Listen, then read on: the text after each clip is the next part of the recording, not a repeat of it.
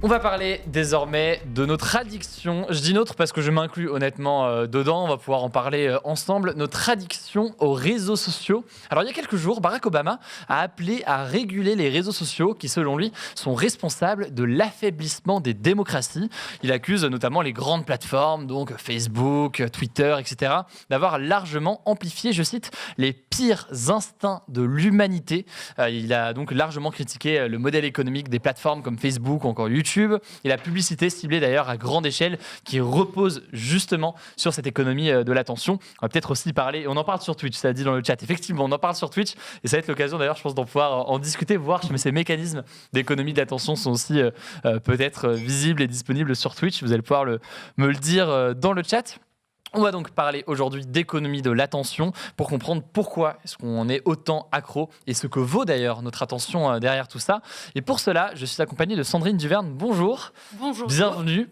Première sur Twitch, je crois. Eh ben oui. Eh ben bienvenue, c'est super, ravi que ce Merci, soit ici. Tu es consultante, chercheuse en neurosciences cognitives, experte des capacités de prise de décision et d'adaptation. Tu travailles sur la neuropédagogie pour faciliter les apprentissages et la communication. Et forcément, ce sujet de l'économie de l'attention, il a un lien avec ton travail. On va pouvoir en parler ensemble dans quelques instants. À ma gauche, Florian Forestier, bonjour. Merci d'être là. Tu es philosophe, auteur notamment de 2 ouvrages que j'ai ici. D'abord, un roman qui est paru récemment, c'était en 2021, qui s'appelle Basculer, aux éditions Belfond. Et par ailleurs, tu as été aussi l'auteur de cet ouvrage qui n'est pas un roman, Désubériser, reprendre le contrôle.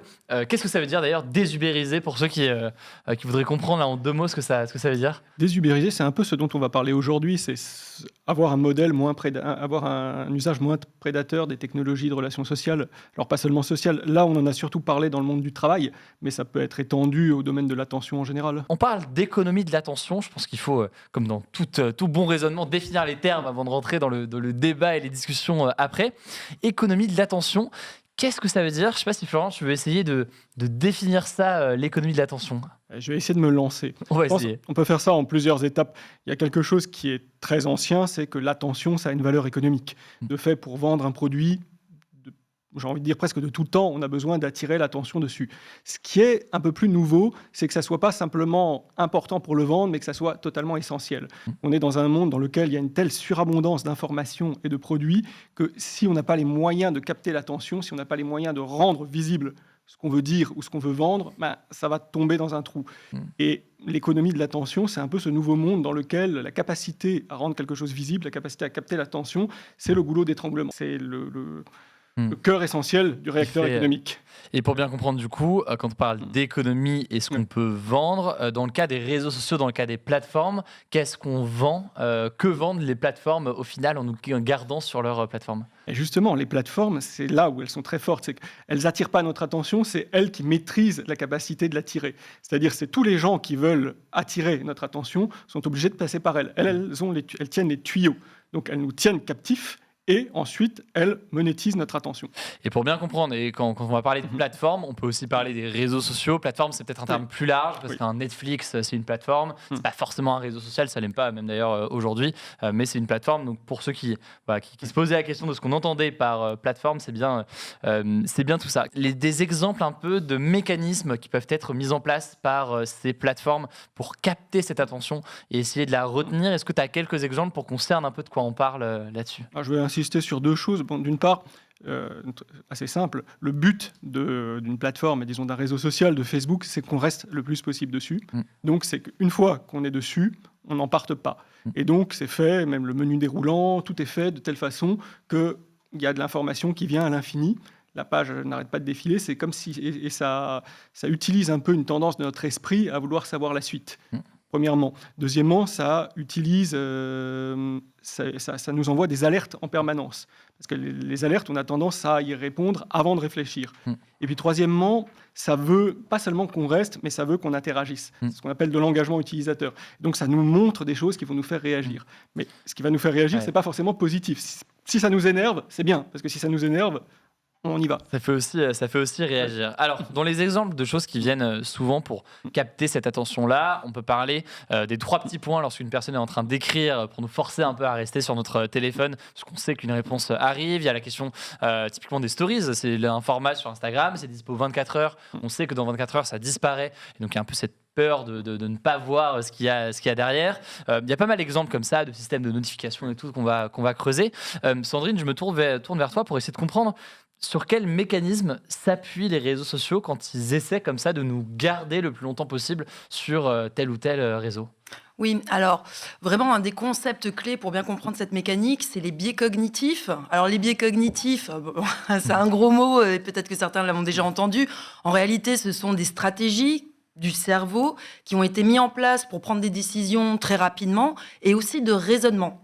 Dans tout le répertoire des biais cognitifs, à vrai dire, il y a un répertoire qui a été créé, il s'appelle le Codex des biais cognitifs. Ils en ont répertorié sur la base des recherches scientifiques 140 et quelques de souvenirs. Alors l'idée n'est pas de tous les mémoriser, mais en réalité, les designers, les concepteurs de contenu vont pouvoir aller piocher parmi ces biais cognitifs pour justement aller stimuler des mécanismes du cerveau. Et alors, dans ces mécanismes du cerveau, il y en a beaucoup aussi, mais globalement, on peut en cibler quelques-uns.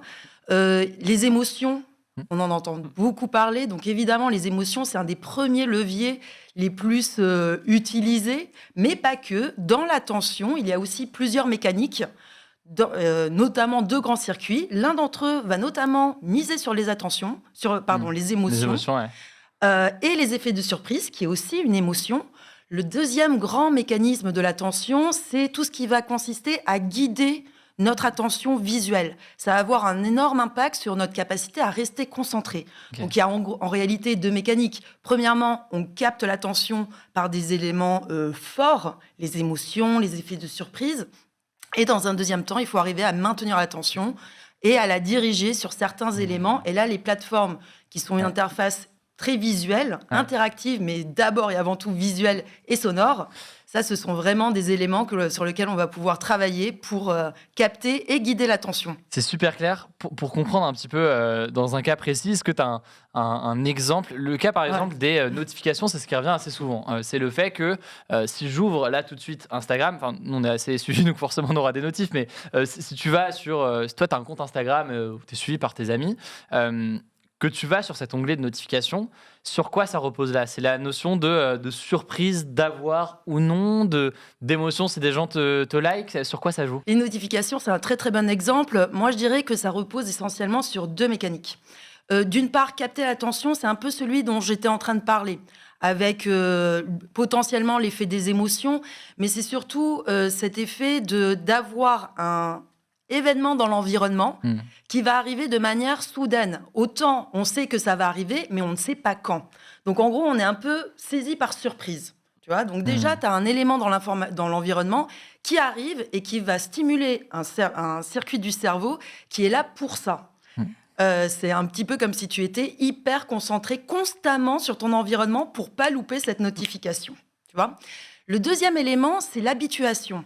En réalité, on est déjà très familier avec ces notifications sonores. Ça répond à un bruit qu'on connaît bien, c'est toujours le même. Ouais. Pareil pour la notification visuelle. C'est toujours un petit peu le même message qui apparaît dans les mêmes couleurs. Donc en réalité, on est habitué et c'est un peu comme un apprentissage, presque comme un conditionnement où on a appris que dès qu'on a ce type d'information auquel on est très familier, on va avoir systématiquement, automatiquement même, une réponse qui va consister à aller appuyer et à aller chercher l'information croustillante. Il y a aussi une dimension qui me semble importante, ou moi que je vois dans mon cas personnel, mais il y a aussi cette notion d'aléatoire au final, typiquement on parle des notifications. Si j'ouvre Twitter, si je refresh ce que je vais avoir dessus, il y a une notion de est-ce que je vais avoir quelque chose ou pas ? Si j'ai des likes, combien je vais en avoir ? Si j'en ai pas, combien j'en ai ? Enfin voilà. C'est ce mécanisme aussi d'attente et de récompense derrière qui peut jouer aussi. Et là, c'est un tout petit peu plus vicieux en réalité parce qu'on rentre dans des circuits du cerveau qui sont un tout petit peu plus élaborés. Ce qui se passe avec ces phénomènes aléatoires, en réalité, ce que j'étais en train de t'expliquer là, tu vois, on a appris à répondre systématiquement aux mêmes types de stimuli, les mêmes événements dans l'environnement. de manière répétée. Or, la répétition, on s'en lasse, tu vois. Donc, c'est là où il faut monter dans un niveau un tout petit peu plus élaboré. On met de l'aléatoire et là, en gros, on va être vraiment en train de stimuler des réseaux qui sont un tout petit peu plus élaborés et qui consistent à commencer à construire un modèle sur l'environnement, d'essayer d'avoir un contrôle. En gros, on va raisonner de qu'est-ce qui se passe, comment je peux contrôler cet environnement. Et là, tu faisais en fait référence à une expérience chez la souris. Ouais. Qui pourtant a un cerveau relativement réduit par rapport au nôtre. Ouais. Ces stratégies vont être très simples, mais elle met quand même en place des stratégies. C'est une expérience en réalité où il montrait que lorsqu'on met une souris face à un levier qu'elle actionne pour avoir systématiquement une récompense, elle apprend à actionner le levier. Là, c'est typiquement la notification. On appuie et on a une récompense qui est en fait d'avoir une information plus ou moins intéressante. Quand tu introduis de l'aléatoire, tu vas commencer à avoir des stratégies un tout petit peu plus élaborées, déjà d'aller vérifier un peu plus constamment est-ce qu'il se passe quelque chose, et puis d'avoir en gros des hypothèses, tu vois, sur quand arrivent les informations. Et tu vas aller chercher à les tester, ces hypothèses. Donc du coup, tu vas être un peu plus actif. Mais là, ton modèle, ta stratégie, son niveau d'élaboration, ça dépend beaucoup de chacun, en réalité. Donc, ce qu'on voit, c'est que ça joue très clairement sur des biais cognitifs, comme on les évoquait, et il y a une influence, il y a un impact sur notre cerveau qui est assez évident. Toi, c'est quelque chose aussi que tu observes, que tu as eu l'occasion d'observer, qui est voulu, il faut le dire aussi, par les plateformes en tant que telles. Moi, j'ai envie de dire, un réseau social, c'est un casino virtuel. Donc, et pour reprendre ce qu'a dit Sandrine, je pense qu'il y a vraiment plusieurs niveaux. Il y en a un premier, ça fonctionne sur des mécanismes vraiment de récompense immédiate. Comme dans le casino, la machine à sous, c'est un truc, on tire, il y a un résultat immédiat, mais en même temps un peu aléatoire, donc la curiosité nous fait avancer. Il y a un deuxième truc qui est proche du casino, c'est qu'il y a une saturation d'informations qui nous étourdit un peu. Il y a une troisième chose, c'est un environnement, mais un environnement qui est fait pour nous égarer. Quand vous allez dans les casinos de Las Vegas, vous savez plus où vous êtes, vous perdez, et au bout d'un moment, vous savez même plus ce que vous êtes venu y faire, donc vous êtes dedans, vous perdez un peu votre libre arbitre. Et le réseau social, il est vraiment conçu pour ça. Mais il est conçu pour ça pour une raison très simple, c'est que plus vous y restez, d'une part, plus vous êtes présent, donc plus vous êtes enregistré, plus on capte des données, et plus le réseau capte des données, plus il pourra les revendre, et plus vous y restez, plus il y a une chance que vous interagissiez avec une des multiples machines à sous du réseau. Et plus vous interagissez, plus vous faites fonctionner le réseau. Donc c'est vraiment le double effet qui se coule. C'est ce qui fait d'ailleurs peut-être aussi que parfois on se retrouve à ouvrir je ne sais quel réseau social ou même son téléphone de base et dire attends mais qu'est-ce que je faisais dessus de base, pourquoi est-ce que j'étais venu dessus au bout d'une demi-heure alors que tu étais censé juste vérifier une information au départ. C'est quelque chose d'assez présent. Et si je prends le cas de mon cas précis et personnel, je sais que parfois j'ai ce réflexe quand j'ai 5 minutes en attendant le métro ou je ne sais quoi, d'aller sur Twitter, mais d'ouvrir Twitter sans même savoir que j'ouvre Twitter et même parfois de le quitter sans même réaliser et sans avoir regardé quoi que ce soit. C'est quoi? C'est le summum de ce truc-là, j'ai ce réflexe, comme que certains pourraient avoir le réflexe, je sais pas, d'allumer une clope ou quoi, mais juste d'ouvrir Twitter parce que j'ai pris cette habitude-là de le faire. J'ai envie de dire, l'analogie avec la clope, c'est très bien, parce que la clope, en fait, c'est une drogue qui fonctionne que sur la satisfaction du manque. Il n'y a pas d'autre satisfaction que le fait de ne plus être en manque. Mais moi, j'ai envie de dire, il y a un peu ce qu'il y a là-dedans aussi, c'est que comme les réseaux sociaux et autres nous font un peu perdre l'habitude de nous concentrer, on a très vite un sentiment de vide. On n'arrive plus à maintenir notre attention suffisamment longtemps pour faire naître nous-mêmes des pensées, des émotions riches. Donc on a besoin d'une alimentation extérieure. Et donc, on la prend là où on sait qu'on va la trouver. Elle est bien présente. Il y a une réaction aussi d'Alice DJD et beaucoup d'ailleurs qui parle de Bruno Patino qui a beaucoup travaillé sur le sujet de l'économie de l'attention. Il a écrit un livre là-dessus notamment. Et Alice qui dit hyper intéressant d'écouter aussi Bruno Patino sur le sujet qui raconte qu'il y a plus de 10 ans, au début des mobiles et notifications, les grands médias n'envoyaient qu'une notif maximum par semaine. Ils avaient peur de trop nous solliciter. Lol, une autre époque. Effectivement, c'est quelque chose qui a pas mal évolué aujourd'hui. Alors, si je peux dire une chose, parce que l'énorme masse des notifs commence à être petit à petit régulée. Il y a une partie des grands réseaux commencent à eux-mêmes mettre en place des mécanismes qui vont les contrôler. Et là, j'ai envie de dire qu'il y a quelque chose d'un petit peu perfide là-dedans, parce qu'on passe, en fait, d'une manière d'être influencé à une autre. On va dire, avec les notifs, c'était vraiment, c'est le mode casino. Maintenant, on commence à pouvoir programmer les interfaces de telle manière que ça va plutôt nous dire « Ah, c'est l'heure d'aller se coucher. Ah, c'est l'heure de faire vos 20 pompes. » Donc, le réseau social, entre guillemets, nous envoie des notifs personnalisés pour notre santé, mais ce n'est pas pour autant qu'on garde notre autonomie. Et j'ai envie de dire, au On pourrait presque faire l'analogie, c'est comme si les trafiquants de drogue étaient en même temps ceux qui proposaient les cures de désintoxication. Là, le réseau social, il s'organise lui-même de telle manière qu'il va nous aider aussi à sinon nous désintoxiquer, du moins de faire que ça se passe le mieux possible. Ouais. Tu voulais réagir là-dessus. Bruno Patino parle notamment il fait le parallèle avec un poisson rouge dans notre façon, notre économie, notre façon de gérer notre attention. C'est quelque chose qui te parle comme parallèle. Comment est-ce que tu vois tout ça de ton côté ? Oui, alors l'analogie avec le poisson rouge, elle fait référence à cette capacité à soutenir l'attention, mais aussi et surtout à la mémoire du poisson rouge. Ouais. Et du coup, l'impact que ça peut avoir sur la mémoire. Donc, effectivement, ça parle beaucoup parce que lorsque l'on est sur un flux constant d'informations, comme Florian était en train de l'évoquer, en gros, c'est une espèce d'hyperboulimie de l'information. On en ingurgite énormément, ça va avoir un impact sur le fait que la manière que l'on traite cette information, elle est extrêmement superficielle. Et du coup, on ne va pas se donner les moyens, en quelque sorte, on ne va pas actionner notre cerveau de telle sorte à pouvoir mémoriser ces informations. En gros, on peut faire l'expérience très facilement. On prend n'importe quel réseau social, on commence à scroller, à regarder plein de petites vidéos, ne serait-ce que 15 minutes. Au bout de 15 minutes, qu'est-ce qu'on retient de tout ce qu'on a vu ? Et très, très peu de choses. Ouais. En réalité, éventuellement, l'intro d'une vidéo, la toute fin, surtout si on a fait une action, de partager, de liker, ça va un petit peu plus ancrer en mémoire, mais en gros, tout ce qui s'est passé au milieu, tous les argumentaires un petit peu plus élaborés, on les a oubliés. Du coup, on fait aussi beaucoup d'économies là-dessus. Ce que je trouve par ailleurs assez passionnant, c'est la façon et la vitesse à laquelle certains réseaux sociaux, certaines plateformes peuvent émerger et s'ancrer dans notre quotidien. Je m'inclus complètement dedans en très peu de temps. Je pense que le plus choquant pour moi là-dessus, c'était le cas de TikTok en l'espace de 2 ans, qui est devenu un réseau social. J'ai plus les stats en tête, j'ai pas les chiffres là sur mes fiches, mais qui est devenu en très peu de temps, en 2-3 ans, un réseau social majeur, si ce n'est le réseau social majeur chez ma génération et les plus jeunes, avec beaucoup de gens qui passent aujourd'hui 1 heure, 2 heures, beaucoup de temps par jour dessus, sans même d'ailleurs s'en rendre compte, c'est ce qu'on disait tout à l'heure. Un réseau social comme TikTok, il y a un petit peu ce mécanisme de like, etc., mais pas tant que ça, parce qu'au final, on a beaucoup de gens qui ont une consommation assez passive, ils regardent les contenus défiler. J'ai le sentiment que c'est un réseau social qui repose sur un autre aspect qui est plus l'aspect de personnalisation du contenu, qui vient avoir quelque chose de très important et qui capte du coup notre attention parce que ça nous intéresse et ce réseau nous connaît bien. C'est un autre aspect qui est majeur dans l'économie de l'attention, cette dimension de personnalisation.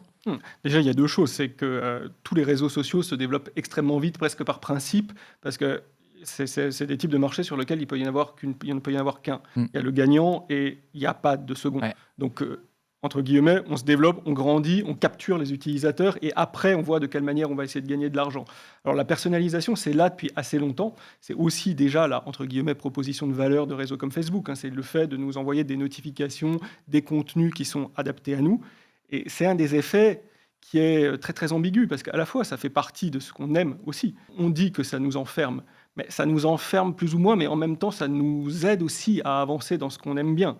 Mais seulement, d'une part, ça nous enferme dans une forme de bulle de confort qui, finalement, finit par peu limiter notre curiosité. Et puis, il y a tous les effets, du point de vue idéologique, du point de vue des rencontres avec les personnes, il y a tous les effets que ça nous renforce dans certaines opinions, ça nous renforce dans certaines visions du monde. On étudie depuis plusieurs années maintenant l'effet de ces réseaux sociaux sur la polarisation de la société. C'est-à-dire, on se demande, est-ce que ces réseaux ont contribué à ce que la société soit plus polarisée qu'avant ?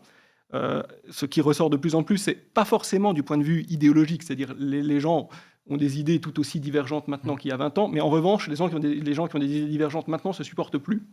Parce que, d'une part, ça me montre tout le temps les idées des gens que j'aime pas. Donc, au bout d'un moment, ce qui était de l'indifférence devient de la haine. Et d'autre part, ça me montre tout le temps les idées des gens que j'aime. Donc, au bout d'un moment, il y a un effet grégaire qui se crée. Et puis, en plus, il y a aussi des effets de loupe, parce que vous allez avoir des communautés qui n'ont pas une très grande importance, mais ça va immerger de telle façon que je vais avoir l'impression qu'elles ont une importance beaucoup plus grande que la réalité. Mais là encore, ça peut avoir des avantages aussi. Ça a aidé des groupes, des minorités à prendre des contacts, à créer vraiment des communautés actives. Mais simplement, tel que le modèle économique est fait pour le moment, ça joue sur les aspects les plus nocifs, entre guillemets, parce que ça joue sur la réactivité avant tout. La réactivité et pas forcément la réflexivité. On parle des conséquences de l'économie de l'attention. Forcément, la conséquence directe qu'on imagine, c'est notre attention qui est prise, parfois pas forcément pour les bonnes choses, et ça, on l'a bien entendu. Donc, il y a une conséquence sur notre temps disponible, justement, ou indisponible, puisqu'on le passe dessus. Il y a une question, justement, de Baba Stage, là, qui dit « Quelles sont les séquelles à long terme de cette addiction aux réseaux sociaux qui peuvent venir ?» Est-ce qu'on observe, au-delà de cette perte potentielle de temps, d'autres éléments, d'autres conséquences au quotidien, sur le sommeil, sur d'autres choses? Ouais, alors c'est vrai qu'il commence à avoir une description. En réalité, ça ne commence pas à ça. Il y a presque 10 ans qu'on a commencé à reporter des symptômes qui peuvent être liés à une surconsommation de ce type de plateforme et des réseaux sociaux. Celui qui est le plus connu, ou en tout cas où il y a le plus de contenu qui a été proposé, c'est le symptôme de la nomophobie, c'est-à-dire la contraction de no mobile phobia, c'est-à-dire la phobie de ne pas avoir le portable. Donc c'est en gros tous les phénomènes d'angoisse lorsque soit on a oublié le portable, soit on est à court de batterie et avec la peur qu'il s'éteigne et qu'on ne puisse plus l'utiliser. Donc à cette nomophobia commence à être associée effectivement toute une liste de symptômes qui se rapprochent de pathologies plus connues et clairement identifiées et qui font partie de la nomenclature des maladies mentales. Or, on n'y est pas encore du tout. Ça n'a pas été encore du tout reconnu par les experts comme une maladie mentale à part entière. En revanche, c'est vrai que dans certaines symptomatologies, ça commence à s'apparenter à ce qu'on a catégorisé comme une phobie, la phobie d'un objet, mais là, ce serait plutôt la phobie du manque de l'objet. Et il y a des cas un petit peu extrêmes où on voit qu'effectivement, c'est pour certaines personnes, ils peuvent développer certains symptômes qui se rapprochent à des phobies, du type des réactions de stress et d'anxiété accrues, en dehors du fait d'oublier son téléphone. Je veux dire, ça commence à se généraliser à d'autres situations. C'est là où ça peut commencer à devenir un petit peu inquiétant et surtout compromettant en fait pour l'adaptation des comportements au jour le jour. Plus d'autres problématiques aussi sur la qualité du sommeil. Effectivement, on pourra peut-être y revenir. Les troubles alimentaires aussi qui peuvent être associés et surtout au niveau des relations relationnelles et sociales où on voit que c'est associé à une diminution de l'estime de soi et une diminution des interactions, de la qualité des interactions avec son entourage. Bon, tout ça n'est pas très joyeux, mais on voit du coup les conséquences que ça peut avoir. Mais je me permets du coup, puisqu'il nous reste quelques minutes, de se pencher aussi sur les solutions potentielles, puisqu'on a quelques minutes pour le faire. Et si on peut distinguer ça en deux grandes parties, il y a les solutions à l'échelle personnelle, individuelle, comment est-ce qu'on peut faire en sorte de se détacher de cette addiction et de cette économie de l'attention d'une façon ou d'une autre. Et il y a aussi les solutions davantage à l'échelle éventuellement d'État, d'organisation ou autre pour réguler tout ça. Peut-être pour te poser la première question à l'échelle personnelle, Sandrine, qu'est-ce qu'on peut essayer de faire pour se détacher, si on peut, de tout ça? J'entends, et l'idée, c'est qu'on a eu un discours un petit peu anxiogène, là, en l'occurrence. C'est le sujet, hein, c'est comme ça. Alors qu'en réalité, et c'était bien le principe de départ de toutes ces plateformes, c'est qu'il y avait une approche très optimiste qui allait nous offrir beaucoup d'autres possibilités. Et en effet, il s'agit d'offrir des outils aussi bien au niveau individuel que collectif. Au niveau individuel, pour reprendre l'exemple de TikTok, que je connais peu, mais on peut observer déjà des contre-exemples en réalité sur les usages qui, de mon point de vue, sont assez vertueux et permettent de contrebalancer un petit peu tous les comportements dont on vient de parler. Donc, dans les stratégies que l'on peut mettre en place pour commencer à regagner du contrôle, en réalité, c'est de ne pas se laisser porter par le flux de cette information, mais de regagner du contrôle. Donc, d'une part, ralentir, bien entendu. Le fait de ralentir, alors un truc tout con, vraiment le petit tips. On finit une vidéo, on fait littéralement une pause de 10 secondes et on ferme les yeux. Non, mais ça a l'air bête. Mais ça, sur la mémoire, ça joue direct. En fait, on permet au centre de la mémoire de rejouer ce que l'on vient de voir et de renforcer ce que l'on vient de voir. Au lieu de l'oublier directement, on va mieux s'en souvenir. Mon premier levier, fermer les yeux 10 secondes, et c'est une vraie discipline. C'est une vraie discipline, c'est dur à faire en réalité. Mais c'est comme la méditation, au début c'est dur et après on s'y fait. Deuxième, si je peux me permettre, deuxième petite stratégie qui se rapproche du TikTok, des bons usages vertueux que j'ai pu retrouver sur TikTok et qui créent l'effet viral, étrangement. C'est en fait, en gros, tout ce qui tourne autour du projet. Vous voyez, quand on vous propose d'apprendre une petite chorégraphie et d'en faire quelque chose de viral, quand ça marche, pourquoi ça marche si bien? C'est parce qu'en fait, on a sorti les gens de leur premier usage, on leur propose un deuxième usage qui va consister à renforcer leur capacité d'apprentissage. Alors même si c'est un apprentissage basique, une chorégraphie, et savoir apprendre un nouveau mouvement, et ben en réalité, ça fait du bien pour le cerveau. Et quand ça fait du bien pour le cerveau, ça nous renforce aussi à revenir dessus. Autre exemple, c'était lorsqu'on essaie de reproduire la photo familiale d'enfance. C'est devenu viral, ça. Donc C'était super sympa, super drôle. Mais en réalité, c'est un mini-projet que l'on va faire avec des gens. C'est sympa, c'est simple à faire, ça nous fait sortir de l'application et on a une bonne... là, typiquement, on est en train de stimuler de manière vertueuse le cerveau. Et on voit que c'est des mécanismes. Tu voulais rajouter quelque chose là-dessus? Oui, moi, plusieurs choses. Déjà, la première, c'est je me méfie toujours de ce qui est trop individuel. Déjà parce que ces réseaux ont quand même cette tendance à nous ramener un peu sur nous-mêmes. C'est un peu le thème de mon roman aussi, d'ailleurs. C'est des personnages qui sont tous pris dans leurs affects, comme dans une espèce de lessiveuse.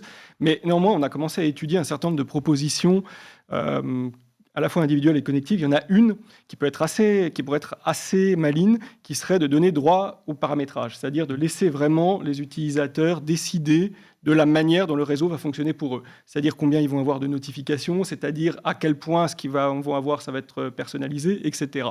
Mais ça pose tout de suite un problème, parce que pour le moment, le fait que ça fonctionne automatiquement, ça les arrange, ça nous arrange. Donc il ne s'agit pas simplement de dire on va vous laisser personnaliser, il faut demander comment est-ce qu'on va le faire. Parce que à chaque fois que le réseau vous propose pour le moment d'accepter, de dire oui ou non, vous mettez oui à toute vitesse parce que vous avez envie d'avoir votre contenu. Donc on est en train, il y a des études par exemple auprès de la CNIL pour se demander mais à quel moment est-ce qu'on va proposer de paramétrer et sous quelle forme pour que l'utilisateur ne se dise pas « Ah, ce message m'embête », mais se dise « Ah, je vais aller voir de plus près ». La première possibilité. Deuxième possibilité, ça serait d'objectiver un peu ce que font les réseaux en faisant l'équivalent de ce qu'on a fait dans l'alimentation avec le Nutri-Score, en regardant, en mettant en place un Digiscore qui évaluerait vraiment sur un certain nombre de paramètres entre guillemets, la nocivité ou au contraire la côté positif pour la santé mentale et autres d'un réseau social. Puis après, je pense qu'il faut aussi donner aux utilisateurs la possibilité de s'organiser collectivement. Puis il y a une dernière chose, je pense, qui est vraiment importante, pour rebondir sur ce qui se disait avant.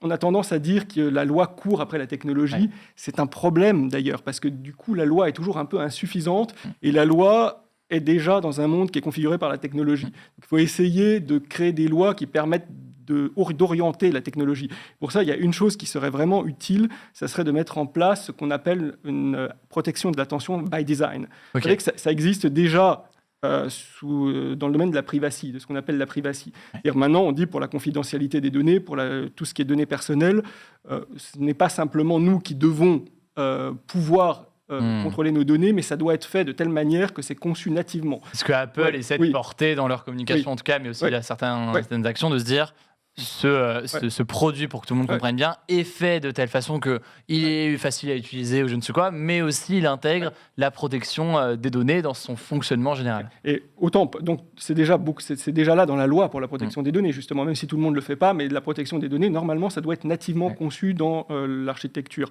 De la même manière, l'idée, ça serait de réussir finalement à passer que la protection de l'attention, elle soit passée dans l'architecture.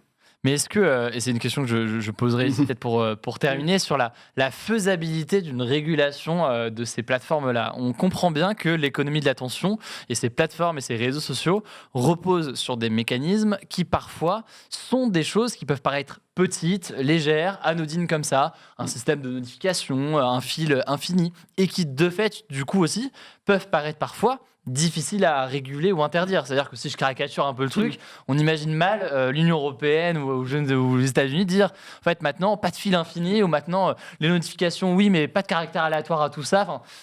On a du mal à cerner concrètement comment est-ce qu'on pourrait réguler ça. Est-ce que c'est régulable finalement d'une certaine façon ? Il y a plusieurs énormes problèmes. Le premier, c'est que pour réguler, il faudrait savoir exactement comment ça se passe. Et pour savoir exactement comment ça se passe, il faudrait avoir accès aux données qui sont en grande partie détenues par les plateformes. Donc la première chose à faire, entre guillemets, ça serait de faire ce qu'on a fait dans le domaine bancaire. C'est de mettre en place un processus qui permette d'aller petit à petit à la transparence pour qu'on sache vraiment, quand vous nous transmettez ces données-là, on est capable de vérifier ce qu'elles valent, on sait ce que vous faites. À partir de là, on est un peu plus sur un pied d'égalité. Après, il y a un deuxième problème, c'est qu'il y a énormément d'études scientifiques, mais elles ne sont pas correctement synthétisées auprès des décideurs.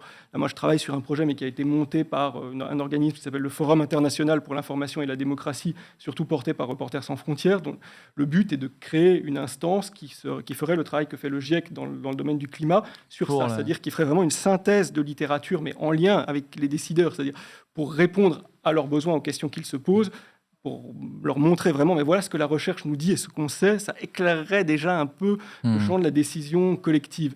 Et après, il y a une dernière chose, mais qui découle un peu des deux premières, c'est, en effet, vous parlez de petits effets. Derrière, il y a une question gigantesque. Est-ce que le modèle économique de ces plateformes est viable sans les effets pervers ? Est-ce qu'on peut le réguler à la marge ?